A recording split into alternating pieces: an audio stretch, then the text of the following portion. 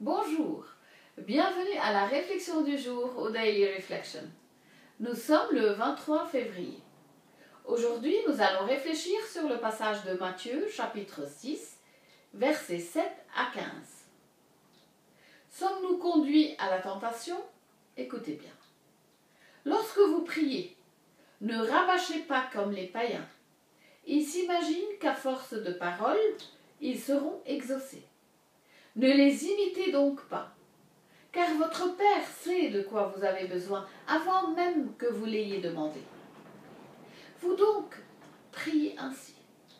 Notre Père qui es aux cieux, que ton nom soit sanctifié, que ton règne vienne, que ta volonté soit faite sur la terre comme au ciel. Donne-nous aujourd'hui notre pain de ce jour. Remets-nous nos dettes comme nous-mêmes nous remettons leurs dettes à nos débiteurs. Et ne nous laisse pas entrer en tentation, mais délivre-nous du mal. Car si vous pardonnez aux hommes leurs fautes, votre Père céleste vous pardonnera aussi. Mais si vous ne pardonnez pas aux hommes, votre Père non plus ne pardonnera pas vos fautes. Parole du Seigneur. Dieu nous conduit-il à la tentation ? Je doute qu'il y ait quelqu'un qui, à un moment ou à un autre, ne se soit pas posé la question. D'autant plus que, dans la prière que notre Seigneur nous a enseignée, il y a un appel à Dieu pour qu'il ne nous conduise pas à la tentation. Il y a quelques années, le pontife catholique romain, le pape François, a approuvé la modification du texte « Ne nous soumets pas à la tentation » pour « Ne nous laisse pas tomber dans la tentation ». Il pensait que la version originale faussait l'image de Dieu comme quelqu'un qui nous égarait. Alors, pourquoi Jésus nous a-t-il appris à prier de cette façon? Dans son épître, Jacques a écrit « Dans l'épreuve de la tentation, que personne ne dise « ma tentation vient de Dieu ». Dieu, en effet, ne peut être tenté de faire le mal, et lui-même ne tente personne. Chacun est tenté par sa propre convoitise. Sa propre convoitise qui l'entraîne et le séduit. Puis la convoitise conçoit et enfante le péché. Et le péché, arrivé à son terme, engendre la mort. Jacques 1, 13 à 15. C'est tellement évident. Dieu n'a pas de mauvais désirs dans son cœur. Par conséquent, il ne peut pas mettre de mauvais désirs dans nos cœurs.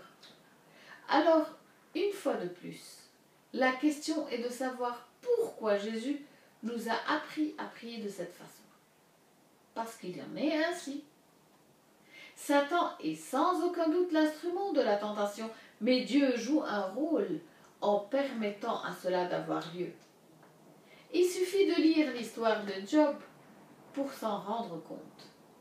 Satan dit à Dieu que Job lui est fidèle uniquement en raison de sa prospérité. Il dit à Dieu que si tout lui était enlevé, il maudirait le nom de Dieu. S'il est clair que Satan a provoqué la misère de Job, il est tout aussi clair que cela ne serait pas arrivé si Dieu ne l'avait pas permis. Encore une fois, comme nous l'avons vu il y a quelques jours, après le baptême de Jésus dans le Jourdain, l'Esprit conduit Jésus au désert pour qu'il soit tenté par le diable. Marc 1, 12 et Matthieu 4, 1. Ainsi, lorsque nous prions cette prière, nous supplions vraiment Dieu de ne pas nous conduire à la tentation, parce que c'est une expérience terrible.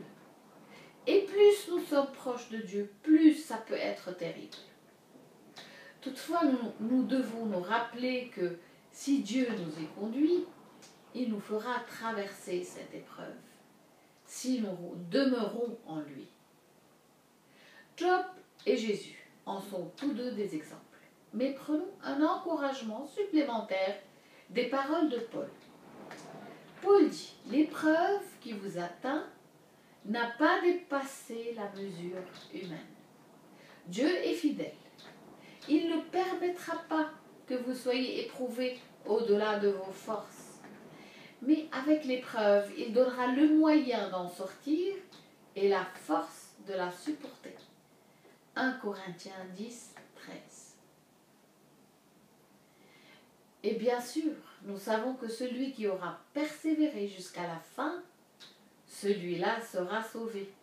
Matthieu 24, 13. Puissions-nous traverser nos épreuves. Amen.